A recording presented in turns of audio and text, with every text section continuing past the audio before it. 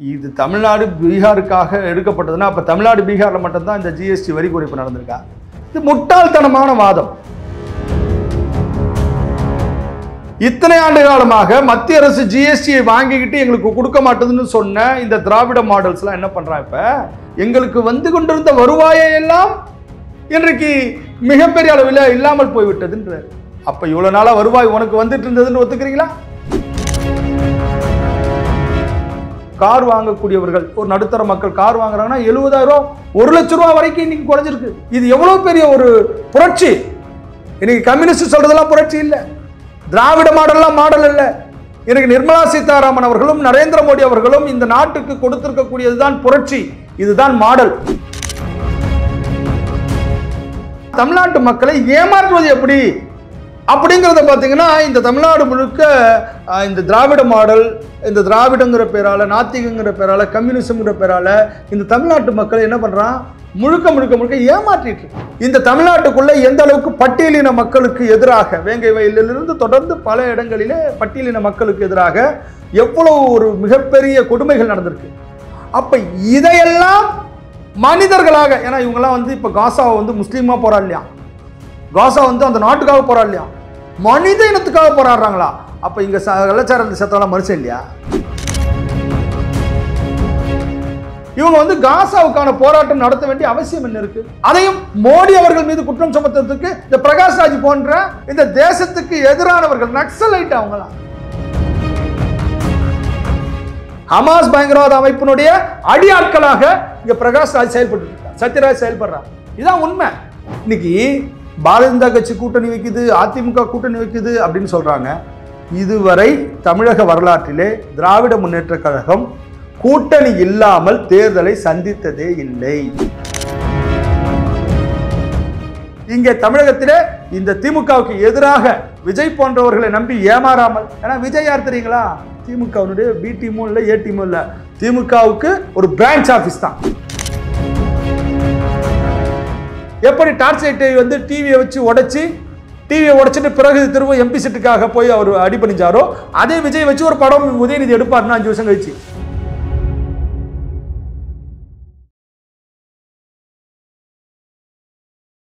இளைய பாரத நேயர்களுக்கு வணக்கம். இன்னைக்கு நம்ம நேர்காணல நம்ம சிறப்பு விருந்தினர் இந்து மக்கள் கட்சியின் மாநில பொதுச் செயலாளரான பாரத் மாதா செந்தில் சார் அவர்கள் தான். சார் வணக்கம். சார் வணக்கம். ஜிஎஸ்டி வந்து அமல்படுத்தப்படுது, அந்த 4 ஸ்லாப்பாக இருந்து 2 ஸ்லாப்பாக இருக்குதுன்னு. ஆனால் இதுக்கு மேலே குற்றச்சாட்டு என்ன வைக்கிறாங்கன்னா, வரக்கூடிய பீகார் எலெக்ஷன்லையும் தமிழ்நாடு எலெக்ஷன்லையும் பாஜக வந்து ஜெயிக்கணுங்கிறதுக்காக தான் இந்த மாதிரிலாம் குறைச்சிருக்காங்கன்ற மாதிரி ஒரு குற்றச்சாட்டு வைக்கிறாங்களா சார்? அதாவது மத்தியிலே பாரத பிரதமர் நரேந்திர மோடி அவர்கள் ஆட்சிக்கு வந்து ஓராண்டு காலம் ஆகின்றது. இந்த ஓராண்டு காலத்திலே பார்த்தீங்கன்னா ஜிஎஸ்டியினுடைய வரியினால பல மக்கள் பாதிக்கப்படுகிறார்கள் என்று குரல் எழுப்பி பிஜேபிக்கு எதிராக, நிர்மலா சீதாராமன் அவர்களுக்கு எதிராக போராட்டங்களை நடத்தியவர்கள் தான் இன்னைக்கு தேர்தலுக்காக வரி குறைப்பு, ஜிஎஸ்டி மாற்றத்தை ஏற்படுத்தியிருக்கிறார்கள் என்று சொல்றாங்க. இதே அடுத்த வருடம் அவங்க பண்ணாங்கன்னா அது 2 மாநில தேர்தல் ஏதேனும் ஒரு இந்தியாவுக்குள்ள நடக்க தான் போகுது. இந்தியாவுக்குள்ள மாநில தேர்தல்கள் ஒவ்வொரு வருடமும் ஒவ்வொரு மாநிலங்களில் நடக்க தான் போகுது. அதனால இது தமிழ்நாடு பீகாருக்காக எடுக்கப்பட்டதுன்னா அப்ப தமிழ்நாடு பீகார்ல மட்டும்தான் இந்த ஜிஎஸ்டி வரி குறைப்பு நடந்திருக்கா? இது முட்டாள்தனமான வாதம். இந்திய அரசாங்கம் ஜிஎஸ்டி என்கின்ற ஒரு வரியை பல வரிகளாக இருந்தது, அந்த வரிகளை சீர்திருத்தம் செய்து ஜிஎஸ்டியாக கொண்டு வந்தார்கள். அந்த ஜிஎஸ்டியில 4 ஸ்லாப் வைத்து ஒவ்வொரு பொருட்களையும் அந்த 4 ஸ்லாபுக்குள்ள வைத்து வரியை வாங்கி அதை மாநிலங்களுக்கு பகிர்ந்து கொடுத்து கொண்டிருந்த ஒரு வரலாறு தான் நடந்துட்டு இருந்தது. அப்ப இப்ப நடந்த இந்த ஒரு மிகப்பெரிய மாற்றம், மிகப்பெரிய மோடிஜி சொன்ன மாதிரி இது சேமிப்பு திருவிழா.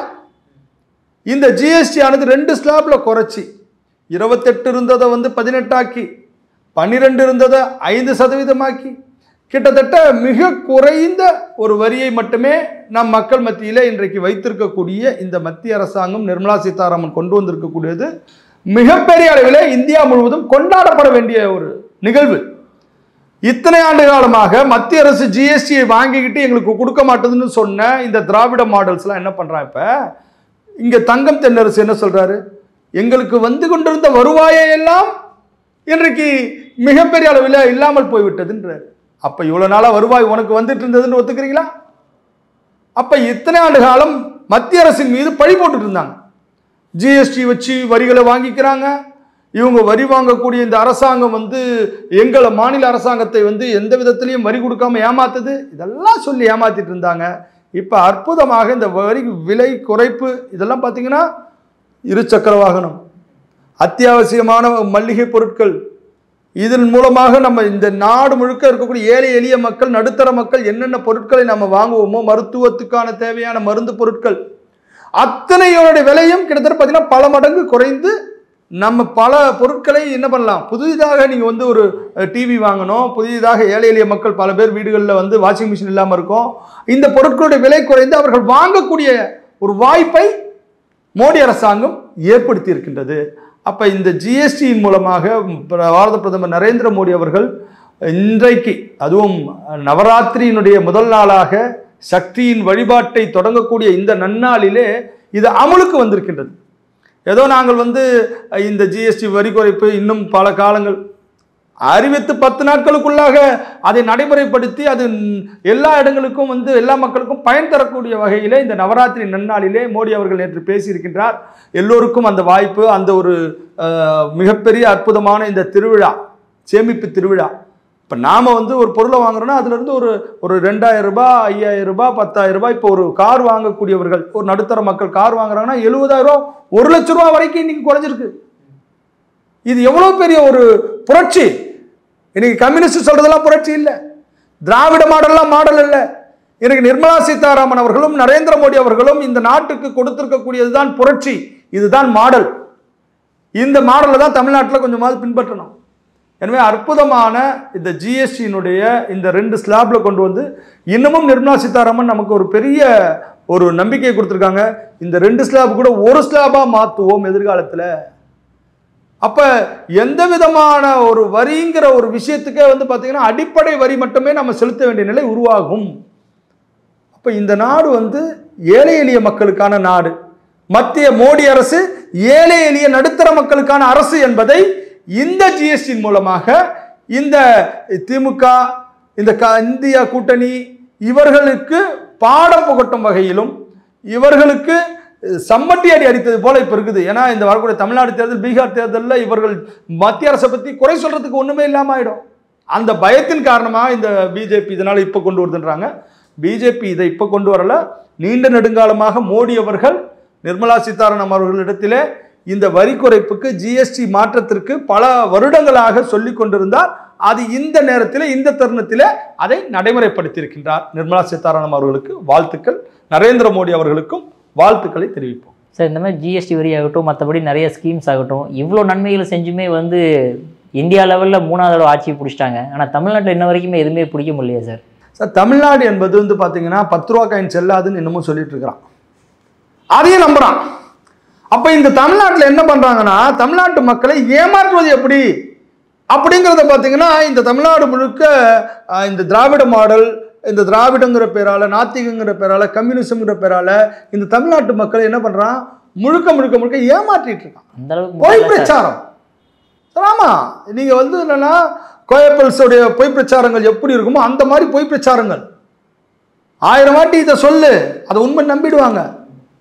இப்படி திமுக வந்து மேடைக்கு இப்ப 15 லட்சம் ரூபாய் மோடி தருவார்னு சொல்லி இன்னமும் சொல்லி அதை நம்ப வச்சிருக்காங்கன்னு சொன்னா, இது இல்லவே இல்லை, அப்படி மோடி அவர்கள் சொல்லவே இல்லை அப்படிங்கிறது வந்து அவருடைய பேட்டி, அவருடைய அந்த பேசிய பேச்சுக்களை, ஆடியோக்களை வெளியிட்டால் கூட தமிழ்நாட்டில் அதை நம்ப வைக்கிறான். அப்ப இந்த ஒரு தீய சக்தி திமுக தமிழ்நாடு முழுக்க மக்களை ஏமாற்றி ஏமாற்றி இன்னமும் ஏமாற்றி கொண்டிருக்கின்றது. இன்னமும் பார்த்தீங்கன்னா ரேஷன் கடையில் அரிசி, இந்த கோதுமை மத்திய அரசு கொடுத்து கொண்டிருக்கின்றது, ஒவ்வொரு மாநிலத்துக்கும் தமிழகத்துக்கும் தந்துட்டு இருக்கு. ஆனா இன்ன வரைக்குமே அடித்தட்டு மக்கள் வந்து தமிழ்நாடு அரசு தான் தரதா நினைச்சிட்டு இருக்காங்க. அதுதான் விஷயம். அப்ப அந்த அடித்தட்டு மக்கள் மத்தியில ஏமாற்றுவது எப்படி? நீ வந்து நல்லது செய்ய வேணாம், நீ சாலை அமைக்க வேணாம், நீ சென்னை போன்ற நகரங்கள்லாம் எந்த மாதிரி சாலை சீர்கட்டு கிடக்குதுங்கிறது நமக்கு தெரியும். இவங்க பல ஆயிரம் கோடிகளை ஒதுக்கி காவான்றாங்க. எந்த இடத்திலும் இங்க வந்து பார்த்தீங்கன்னா நிலத்தடி நீர் அல்லது மழை நீர் இதெல்லாம் கொண்டு செல்வதற்காக எந்த விதமான வடிகாலினுடைய வேலைகளும் இவங்க செய்யாம, ஆனா ஆயிரக்கணக்கான கோடி ஒதுக்கி ஏமாத்திட்டு இருக்காங்க. மக்களை ஏமாற்றுவது எப்படின்றது மட்டும்தான் திமுகவுக்கு தெரியும். அதனால் இந்த ஜிஎஸ்டி விஷயத்தில் பார்த்தீங்கன்னா இப்போ வசமாக மாட்டிக்கிட்டாங்க. தங்கம் தென்னரசு சரி, அல்லது கேரளாவை சார்ந்த நிதியமைச்சரும் பார்த்தீங்கன்னாக்கா எங்களுக்கு வரி இதனால் வந்து மிகப்பெரிய நஷ்டம் ஏற்பட்டிருக்குன்றாங்க. அப்போ இத்தனை ஆண்டு காலம் இந்த மக்களுக்கு வந்து வரியை வந்து மாநில அரசுக்கு கொடுத்துட்டு இருந்தது மத்திய அரசு. இப்போ அவங்களுக்கு நஷ்டம் ஏற்பட்டிருக்குன்றாங்க. அப்போ பெட்ரோல் விலையை குறைக்கணும்னு சொல்லி போராடினாங்கல்ல, அதை தான் நிர்மலா சீதாராமன் அன்னைக்கு சொன்னாங்க. இதை ஜிஎஸ்டிக்குள்ளே கொண்டு வரதுக்கு ஜிஎஸ்டி கவுன்சிலில் எல்லா மாநிலத்தினுடைய நிதியமைச்சரும் முதலமைச்சரும் சொல்லுங்கன்றாங்க. அங்கே சொல்ல மாட்டாங்க, இங்கே பெட்ரோல் விலையை உயர்த்தி இருக்கு மத்திய அரசு, ஒரு பைசா ஏறினா போதும், பார்த்தீங்களா உடனே கம்யூனிஸ்டுகள் வச்சு போராட்டம் பண்ண வைக்கிறது. இப்போ இந்த மக்களை ஏமாற்றுவது தான் இவங்களுடைய அடிப்படை வேலையாக கருதி கொண்டு மத்திய அரசுக்கு எதிராக, மோடி அவர்களுக்கு எதிராக மிகப்பெரிய பிம்பத்தை கட்டமைத்துட்டு இருக்காங்க.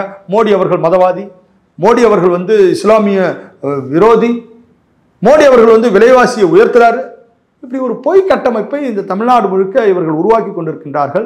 அதை வந்து தமிழக பாரதிய ஜனதா கட்சி மற்றும் தேசபக்தர்கள் மற்றும் தமிழ்நாட்டை சார்ந்த சமூக ஆர்வலர்கள் எல்லாம் வந்து என்ன பண்ணணும், இந்த திமுகவினுடைய முகத்திரையை கிழிக்கணும். அது இன்னும் நாம பிரச்சாரம் அதிகமாக செய்ய வேண்டியது இருக்கு. நிச்சயமாக வரக்கூடிய காலங்களிலே இவர்கள் எவ்வளவுதான் ஏமாத்தினாலும் மக்கள் மாறுவார்கள். தமிழகத்திலும் பாரதிய ஜனதா கட்சி, தமிழகத்திலும் இந்துத்துவ சக்திகளுடைய கால் ஆழமாக பதியப்படும். தமிழ்நாட்டில் மாற்றம் வரும். அந்த நம்பிக்கையோடு தான் நாங்கள்லாம் இன்னமும் பயணம் பண்ணிட்டு இருக்கோம். Okay sir. சார் நீங்கள் மோடி மதவாதி அப்படின்ற மாதிரி கட்டமைக்கிறாங்க அப்படின்ற மாதிரி சொன்னீங்க. அதே மாதிரி ஒரு 3 days முன்னாடி வந்து இங்கே காசாவில் நடக்கக்கூடிய இனப்படுகொலைக்கு இங்கே தமிழ்நாட்டில் போராட்டம் பண்ணுறாங்க. நிறையா ஆக்டர்ஸ் ஆகட்டும், நிறைய பொலிட்டீஷியன்ஸாகவும் எல்லாமே வந்து போராட்டம் பண்ணுறாங்க. அங்கே நடக்கக்கூடிய அந்த நடக்கக்கூடிய விஷயங்களுக்கு கூட இங்கே மோடி தான் காரணன்ற மாதிரிலாம் சித்தரிக்காங்களே சார்.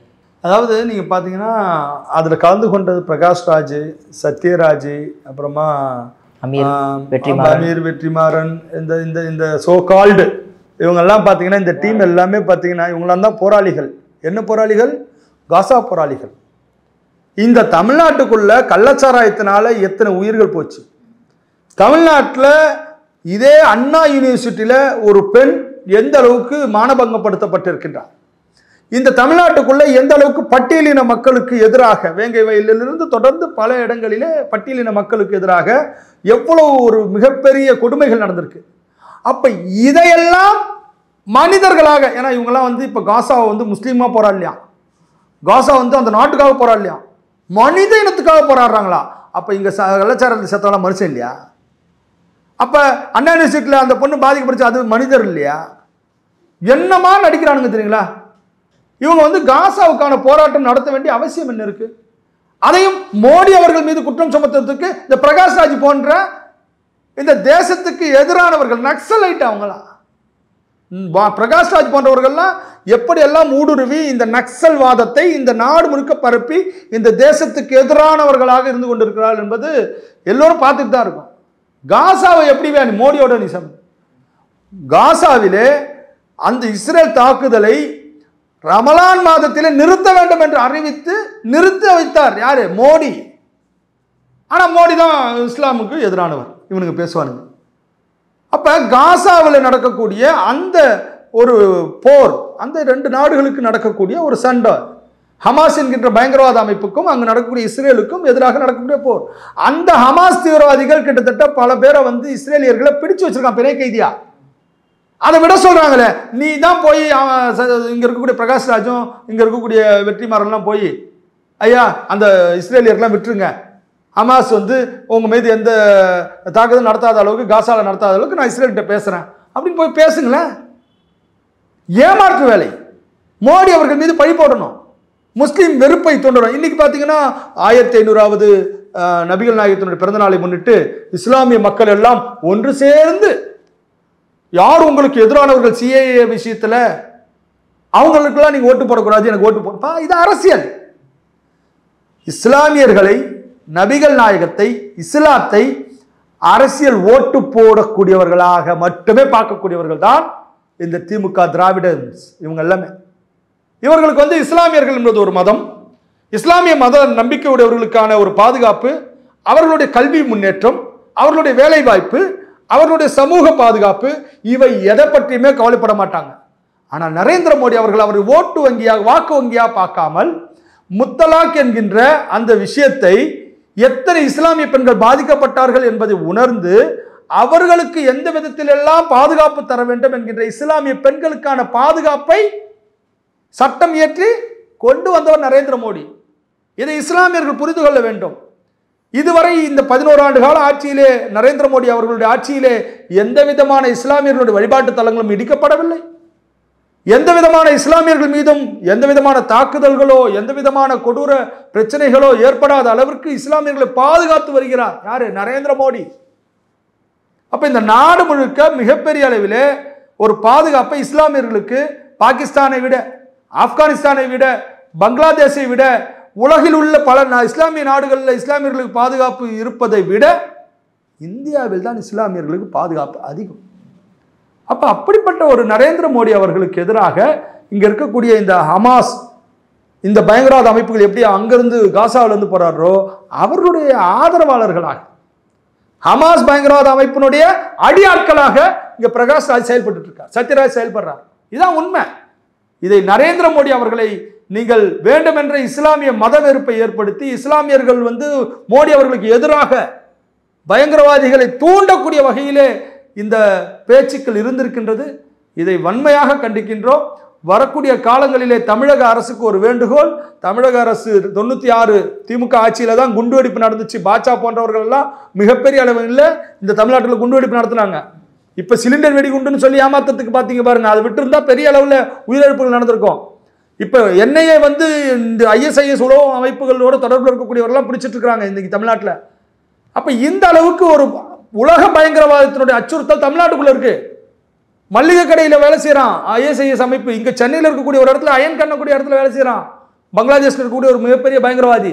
அப்ப இவர்கள் எல்லாம் இந்த தமிழ்நாட்டில் ஊடுருவி கொண்டிருக்கக்கூடிய இந்த நேரத்தில் இந்த ஹமாஸ் போன்ற அமைப்புகளுக்கு ஆதரவாக காசா என்கின்ற அந்த பகுதியில் ஏதோ இஸ்ரேல் நடத்துறது மிகப்பெரிய கொடூரம்னு சொல்லி இவர்கள் திசை திருப்பி இஸ்லாமியர்களை பாஜகவுக்கு எதிராக, மோடிக்கு எதிராக திசை திருப்பி அவர்கள் வாக்கு வங்கியில பெற பார்க்குறாங்க. இதை தமிழக அரசு எக்காரணத்து கொண்டும் இதற்கு அனுமதிக்க கூடாது. இது வரக்கூடிய காலங்களில் இஸ்லாமியர்கள் புரிந்து கொள்ள வேண்டும். ஓகே சார், அது அடுத்ததாக பார்த்தோம் அப்படின்னா நம்ம நயினார் நாகேந்திரன் அவர்கள், அதாவது நம்ம பாஜக மாநில தலைவர், அவர் ஒரு ட்விட்டரில் போட்டிருக்காரு, இந்த மாதிரி ஆதி திராவிடர் விடுதியில் மதமாற்றம் ஏற்படுது அப்படின்ற மாதிரி. எந்த அடிப்படையில் சார் இந்த குற்றச்சாட்டு வைக்கிறார் அவர்? அதாவது மதமாற்றம் என்பது ஒரு தேசிய அபாயம்ன்றது நாங்கள் நீண்ட நெடுங்காலமாக சொல்லிக் கொண்டு வருகிறோம். ஏனென்று சொன்னால் ஒரு மதம் மாற்றப்பட்டு விட்டார்கள் என்று சொன்னால், இந்த நாடு முழுக்க ஒரு கிறிஸ்தவ மதத்திற்கு முழுமையாக மாற்றப்பட்டு விட்டார்கள் என்று சொன்னால் இந்தியா என்கின்ற அடையாளத்தை நாம் இழந்து விடுவோம். தமிழன் என்கின்ற அடையாளத்தை நாம் இழந்து விடுவோம். தமிழ்நாடு என்கின்ற மாநிலம் இருக்காது. இதை நான் அடித்து சொல்கிறேன். நீங்கள் உண்மையிலேயே நீங்கள் நல்லா சிந்திச்சு பாருங்க. அப்ப இந்த மதமாற்றம் என்பது சிவகங்கை மாவட்டம் காளையார் கோயிலிலே இருக்கக்கூடிய ஒரு ஆதி திராவிடர் அவர்களுக்காக அரசாங்கம் கொடுக்கக்கூடிய விடுதியிலே அங்க இருக்கக்கூடிய பெண்களை எல்லாம் வைத்து கட்டாயம் கிறிஸ்தவ மத பிரார்த்தனையிலே கலந்து கொள்ள வேண்டும் என்று ஒரு அரசு ஊழியர், அங்க இருக்கக்கூடிய ஒரு பெண்மணி, அங்க இருக்கக்கூடிய அந்த விடுதியில் தங்கியிருக்கக்கூடிய ஆதி திராவிட பெண்களை எல்லாம் கட்டாயப்படுத்தி அங்கு இந்த ஜபத்துல கலந்துக்க வைக்கிறாருன்னு சொன்னா, கலந்து கொள்ளாதவர்களுக்கு எதிராக அங்க ஒரு தீண்டாமையை கடைபிடிக்கிறார் என்று சொன்னால், இப்ப என்ன இதுல சமூக நீதினு அதுக்கு பேரை மாத்தணும்னு சொல்லிலாம் அதுல இருந்து அந்த சாதி பேர் எடுக்கணும், சமூக நீதினு போடணும். என்னத்துக்கு பேர் வச்சுட்டாக்க சமூக நீதி வந்துருமா? அங்கு மதமாற்றத்தின் பெயராலே அங்கு சமூகத்துக்கு எதிராக, அந்த மக்களுக்கு எதிராக தீண்டாமையை கடைபிடிக்கிறாங்க. சாப்பாடு போட மாட்டேன்ற அங்க இருக்கக்கூடியவர்களுக்கு எந்த விதத்திலையும் பாத்தீங்கன்னா முழு எதிர்ப்புகளை செய்து அவர்களை அங்க நிம்மதியாக விடுதி என்பது எதற்கு? நம்ம தங்க முடியாம ஒரு மாணவர்கள் படிக்கும் பொழுது தங்குவதற்கான ஒரு படிப்பதற்கான ஒரு இடமா அரசாங்கம் கொடுக்குது. அந்த இடத்துல படிக்க முடியாம, அந்த இடத்துல சாப்பிட முடியாம, அந்த இடத்துல தங்க முடியாம மதம் மாறினாதான் உனக்கு அந்த சலுகை கொடுப்பேன்னு சொன்னா இது தீண்டாமையினோட உச்சம். இந்த மாதிரியான கொடுமை நடந்திருக்கு. அதை வீடியோ எடுத்து அதுல இருக்கக்கூடிய அந்த விடுதியில் இருக்கக்கூடிய மாணவர்கள் அவர்கள் பெற்றோர்களிடத்துல சொல்லி, அந்த பெற்றோர்கள் இன்னைக்கு திராவிட மாடல் எல்லோருக்குமானவர் நான் தான் அப்படின்னு சொல்லிட்டு இருக்கிறார் பாருங்க இந்த முக ஐயா, ஸ்டாலின் ஐயா, அவருக்கு அனுப்பிச்சிருக்காங்க. அனுப்பிச்சதை அவங்க என்ன பண்ணணும்? அதை விசாரணை பண்ணணும், பண்ணல. அப்ப தொடர்ந்து இது இந்த மதமாற்றமும் இந்த சமூகத்துக்கு எதிராக, இந்த மக்களுக்கு எதிராக, பட்டியலின மக்களுக்கு எதிராக அநீதிகள் மதமாற்றத்தின் மூலமா நடத்திட்டு இருக்காங்க. இதை இந்த திராவிட மாடல் அரசு ஏன் கண்டுகொள்ளவில்லைன்னு சொல்லி நயினார் நாகேந்திரன் அவர்கள் தன்னுடைய ட்விட்டரில் போட்டிருக்காரு. இன்னும் அது சம்பந்தமாக அந்த மாவட்ட அளவிலே வந்து அங்கே இருக்கக்கூடிய பாரதிய ஜனதா கட்சி, இந்து அமைப்புகள்லாம் சேர்ந்து அதற்கான எதிர்ப்பு குரல்களையும் அங்கு ஆர்ப்பாட்டத்தை நடத்த இருக்கின்றோம். இது மிகப்பெரிய அளவில் மதமாற்றம் என்பது ஆபத்து. இது ஏதோ ஒரு விதத்தில் ஒரு மதத்திலிருந்து ஒரு மதத்துக்கு மாறுவதல்ல. ஒரு நாட்டை, அந்த நாட்டினுடைய ஆணிவேரை அழித்து வேறொரு நாட்டுக்கு அடிமை சாசனம் எழுதி வைப்பதற்கான ஒரு விஷயம்தான் இந்த மதமாற்றம். இன்றைக்கு அமெரிக்காவுக்கு எதிராக, அமெரிக்காவினுடைய பிடியில் இத்தனை ஆண்டு காலம் இந்தியா இருந்தது என்ற ஒரு நிலையில் தான் இருந்தோம். இன்னைக்கு இராணுவ தளவாடங்கள் என்றால் அவரிடத்துல வாங்கணும், நாம கச்சா எண்ணெயை அவர்களிடத்துல வாங்கணும், நாம டாலர்ல தான் வாங்கணும். இந்த நிலை கடந்த காங்கிரஸ் ஆட்சிகளிலே இருந்துச்சு. ஆனால் அமெரிக்கா எப்படி ஒரு நாடோ அதுபோல இந்தியா என்பதும் ஒரு நாடு. சுயசார்பு, தற்சார்பு. நாங்கள் எங்கள் நாட்டுக்குள்ளேயே நாங்கள் இராணுவ தளவாடங்களை நாங்கள் தயார் செய்து கொள்வோம். நாங்கள் கச்சா எண்ணெயை ரூபாயில தான் பெறுவோம் என்று ரஷ்யாவிடத்துல போய் என்ன பண்றோம், நாம வாங்குறோம். அப்ப நாம ரஷ்யாவிடத்துல வாங்குறதுனால டாலரினுடைய மதிப்பு அவர்களுக்கு குறையுது. அப்ப அமெரிக்காவினுடைய பொருளாதாரம் வந்து வீழ்ச்சி அடையுது. அப்ப நாம வந்து இராணுவ தளவாடங்களை நாமே தயாரிக்கிறதுனால நாம போய் அமெரிக்காவில் வாங்குறது இல்லை, ரஷ்யாவிடத்துல வாங்குறோம். அப்ப இதையெல்லாம் தெரிந்து கொண்டுதான் ட்ரம்ப் இன்னைக்கு பைத்தியம் முடிச்ச மாதிரி புலம்பிட்டு, அவர் உச்சபட்சத்துக்கு இன்னும் தலையில போயிட்டு அவருக்கு எலுமிச்சை தேய்க்க வேண்டிய நிலைமை வந்துடுச்சு. நான் தான் வந்து எனக்கு வந்து நோபல் பரிசு கொடுக்கணும், நான் தான் வந்து 7 போர்களை தடுத்திருக்கேன், இந்தியா பாகிஸ்தான் போரை நான் தான் தடுத்தேன்னு இது என்ன சொல்றது, எல்லா இடங்களிலும் வந்து பார்த்தீங்கன்னா இந்த பைத்தியம் முடிச்சுட்டு எல்லாம் போயிட்டு நான் தான் என்னால் தான் முடியும்னு பாருங்க. அந்த மாதிரி ஆயிட்டார் ட்ரம்ப். அப்படி ஆக்குனது யாருன்னா இந்திய பிரதமர், வலிமையான பிரதமர், பாரத பிரதமர் நரேந்திர மோடி என்கின்ற ஒரு உன்னத தலைவன் தான். இந்தியா என்பது உங்களுக்கு வாடிக்கையாளர் கிடையாது. நாங்க வந்து உங்ககிட்ட பொருளை வாங்கணும், நாங்க வந்து உங்களிடையே ஏதாவது இருக்கக்கூடிய பொருளை நம்பிதான் வாழணுன்ற நிலை இல்லை. நாங்கள் எங்களை பாதுகாத்துக் கொள்வோம், நாங்கள் எங்களுக்கு தேவைகளை நாங்களே தயார் செய்து கொள்வோம் என்கின்ற சுதேசி. இதுதான் நம்ம தெரிந்து கொள்ள வேண்டும். காந்தியடிகள் சொல்லக்கூடிய அந்த கதராடை சுதேசி. வஉசி நாங்களே கப்பல் விடுவோம் என்று சொல்லி எங்கள் நாட்டிற்கு நாங்களே கப்பலை நாங்கள் விட்டு எங்கள் மக்களுக்கு தேவைகளை நாங்கள் பூர்த்தி செய்து கொள்வோம் என்று சொன்ன வஉசியினுடைய கனவு. அந்த கனவை இந்த மண்ணிலே நினைவாக்கி கொண்டிருக்கக்கூடியவர் பாரத பிரதமர் நரேந்திர மோடி அவர்கள் தான். Make in India. அப்ப அற்புதமான இந்த விஷயங்களை எல்லாம் பாரத பிரதமர் நரேந்திர மோடி அவர்கள் இந்த மண்ணிலே, இந்தியாவிலே உருவாக்கி கொண்டு வந்து கொண்டிருக்கின்றார். இதன் மூலமாக நம்முடைய பொருளாதாரம் இன்றைக்கு வந்து பார்த்தீங்கன்னா 4வது இடத்தில் இருக்கக்கூடியவர்கள் நாம் இன்னும் 3வது இடத்தை நோக்கி சென்று கொண்டிருக்கின்றோம். வரக்கூடிய காலங்களில் முதலிடத்தில் வருவோம் என்கின்ற நம்பிக்கையை நிச்சயமா நீங்க ட்ரம்ப் ஏற்படுத்திட்டு இருக்கார். ஓகே சார், கடைசி ஒரே ஒரு கேள்வி சார். இப்போ எல்லா பக்கமும் பாஜகவினரை பற்றி தெரிய வந்துருச்சு, ஆனால் தமிழ்நாட்டில் இன்னுமே அந்த பாஜகவினரை பற்றி ஜெயிக்க முடியாத காரணம் என்னவா பார்க்குறீங்க? அதிமுகவோடையும் கூட்டணி வச்சாச்சு, இருந்தாலும் அதிமுக கூடயே பல சலசலப்புகள் இருக்கு. இதையும் மீறி 2026 வெற்றி பெறுமா? அதாவது 2026 என்பது ஒரே இலக்கு தான். தீய சக்தி திமுக, இந்த திராவிட மாடல் என்கின்ற கொடுமை இந்த ஆட்சியிலிருந்து தமிழகத்தை மீட்க வேண்டும், தமிழர்களை மீட்க வேண்டும்.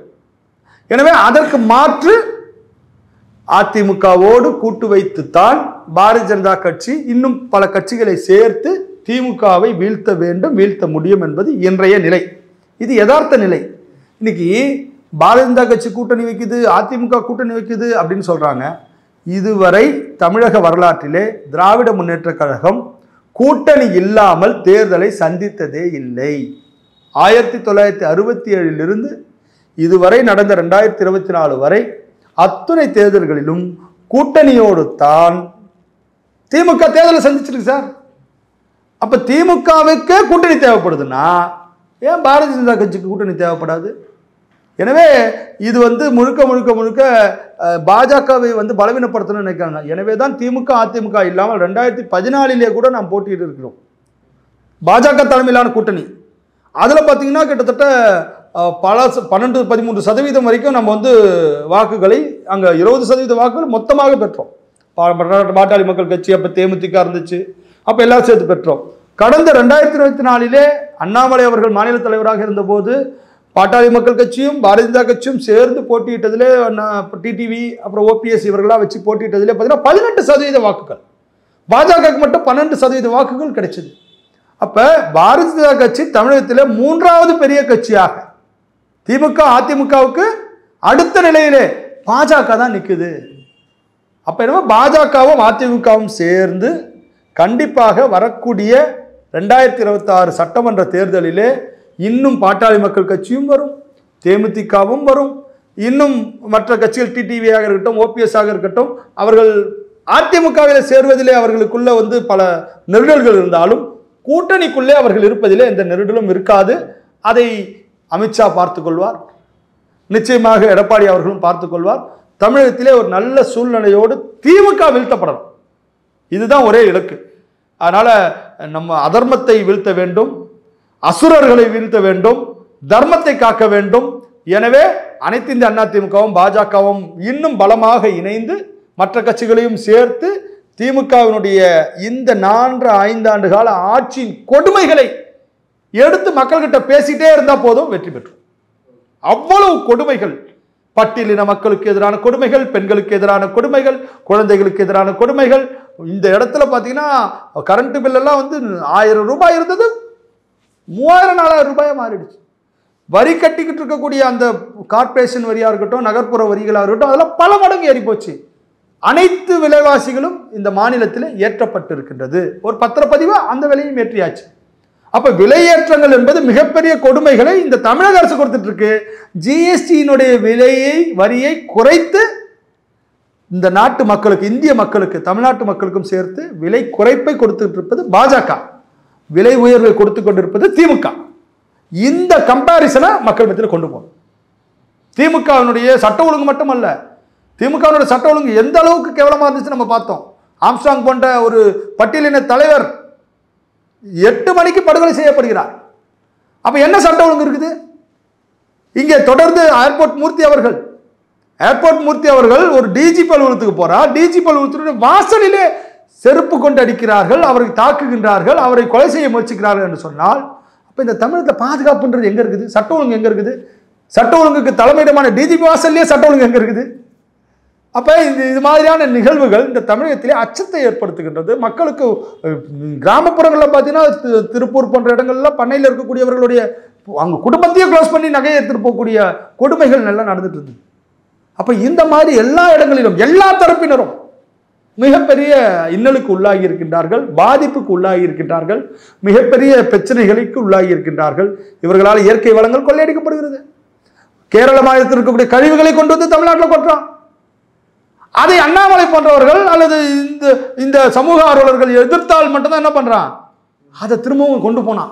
திமுகவுக்கு பயந்தோ, இந்த ஆட்சியருக்கு பயந்தோ, அரசாங்கத்துக்கு பயந்துட்டோ அவன் என்ன பண்ணல, திருப்பி கொண்டு போகல. இந்த கழிவுகளை நீ இங்க கொட்டினால் நாங்கள் கழிவுகளை கொட்டுவோம்னு சொன்ன உடனே அந்த கழிவுகள்லாம் கொண்டு போறோம். அப்ப இந்த அளவுக்கு இந்த ஆட்சி நிர்வாகம் என்பது எத்தனையோ இடங்களில் பார்த்தீங்கன்னாக்கா சமூக ஆர்வலர்கள் படுகொலை செய்யப்பட்டிருக்கிறார்கள். இந்த கனிம வளங்களுக்கு எதிராக, கொள்ளைகளுக்கு எதிராக போராடியவர்கள் எல்லாம் படுகொலை செய்யப்பட்டிருக்கிறார்கள். இந்த மாதிரி விஏஓ படுகொலை செய்யப்பட்டிருக்கின்றார். விஏஓ அவருடைய அலுவலகத்தில் படுகொலை செய்யப்படுகிறார். அந்த மணல் அள்ளக்கூடிய அந்த மாஃபியாக்கள், இது செந்தில் பாலாஜி பாஷையில் சொல்லணும்னாக்கா, நாங்கள் ஆட்சிக்கு வந்தோன்னா 5 நிமிடத்தில் மணல் அள்ள அனுமதிப்போம் அப்படின்னு சொல்லி இந்த மணல் அள்ளக்கூடிய மாஃபியாக்களுக்கெல்லாம் மிகப்பெரிய முதலாளி, டாஸ்மாக் முதலாளி 10 ரூபா பாலாஜி, இவர்கள்லாம் வச்சுக்கிட்டு இந்த பாலாஜிக்கு, செந்தில் பாலாஜிக்கு இவர் சர்டிஃபிகேட் கொடுக்குறார். இவர் நல்லவர், வல்லவர், நாளும் தெரிந்தவர், எங்கள் வீட்டுக்கு எப்படியெல்லாம் அனுப்பி விடுவார் அப்படி எல்லாமே அவருக்கு தெரியும்னு பாராட்டு கொடுக்குறார் மு க ஸ்டாலின் அவர்கள். எனவே இந்த தமிழக அரசாங்கம் மிகப்பெரிய ஒரு கொடுமையான அரசாங்கமாக கடந்த 5 ஆண்டு காலம் இருந்து கொண்டிருக்கிறது என்பதை மக்கள் புரிந்து கொண்டு, இனி சூரியனுக்கு ஓட்டு போட போன விரல்கள் எல்லாம், சூரியனுக்கு ஓட்டு போட போனா இந்த சூரியன் சுட்டெரிக்கக்கூடிய சூரியன், உங்க விரல்களை பொசுக்கக்கூடிய சூரியன், உங்க கைகளை எரிக்கக்கூடிய சூரியன், உங்கள் வாழ்க்கையை நாசம் செய்யக்கூடிய சூரியன், இந்த சூரியன் இந்த தமிழ்நாட்டுக்கு வேணாம். இயற்கையாக இருக்கக்கூடிய சூரியனை வழிபட்டு இந்த சூரியனை வீழ்த்துவோம்.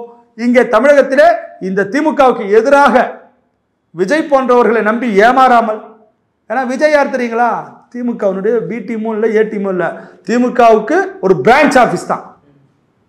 ஏங்க விஜயனுடைய வருகையினுடைய நோக்கம் என்னவா இருக்குன்னு நினைக்கிறீங்க? திமுகவுக்கும் எனக்கும் தான் போட்டின்றார் அப்படின்னா என்ன அர்த்தம்? திமுகவுக்கு எதிரான வாக்குகளை எனக்கு கொடுங்க, அதிமுகவுக்கு கொடுக்காதீங்க. அப்ப திமுகவுக்கு எதிரான வாக்குகள் அதிமுக பக்கம் போகாமல் அவர் பக்கம் மாற்றிக்கொண்டு திமுகவை வெற்றி அடைய வைக்க வேண்டும் என்பதுதான் விஜயனுடைய நோக்கம். கடந்த காலங்களில் அதை கமல் செய்தார். இந்த கட்டத்தில் இந்த தேர்தலில் இதை விஜய் செய்கிறார். எப்படி டார்ச் லைட்டை வந்து டிவியை வச்சு உடைச்சி டிவியை உடைச்சிட்டு பிறகு திரும்ப எம்பி சீட்டுக்காக போய் அவர் அடிபணிஞ்சாரோ அதே விஜய் வச்சு ஒரு படம் உதயநிதி எடுப்பார்னா 5 வருஷம் கழிச்சு அப்போ வந்து விஜய் போய் அவர்கிட்ட போய் அடிபணிஞ்சிருவார். இது நடக்குதா இல்லையான்னு பாருங்க. விஜயால் வந்து திமுகவை எதிர்த்து அல்லது திமுகவை தனியா நின்று வீழ்த்துவது என்பது காட்டுக்குள்ள போய் உக்காந்துட்டு நீ என்னதான் தெரினாலும் அங்க எந்த இடத்துலயும் வந்து வீடு இருக்காது. என்ன அடிப்படையில் விஜய் பேசுறாருன்னே தெரியும். எனவே விஜய் என்பவர் உண்மையிலேயே திமுகவுடைய பிரான்ச் ஆஃபீஸ். அதனால மக்கள் புரிஞ்சுக்கணும், திமுகவை வீழ்த்த பிஜேபி அண்ணா திமுக கூட்டணி தான் சரியான கூட்டணி. அந்த கூட்டணிக்கு 2026 வாக்குகளை தாருங்கள். திமுகவை வீழ்த்துவோம். மத்திய பாஜக அரசாங்கமும் மாநில அரசாங்கமும் இணைந்து தமிழகத்துக்கு பல்வேறு நலத்திட்டங்களை இன்னும் அதிவேகமாக கொடுப்பதற்கு அதிமுக பாஜக கூட்டணிக்கு வாக்களிக்க வேண்டும் என்று இந்த நேரத்திலே நான் கேட்டுக்கொண்டு 2026 இந்த கூட்டணி தான் வெற்றி பெறும். அதிமுக பாஜக கூட்டணி தான் என்று சொல்லிக் கொள்கிறேன். சரி சார், உங்கள் பொன்னான நேரத்திலேயும் பாதம் இல்லை ஒதுக்குனதுக்கு மிக்க நன்றி சார். நன்றி.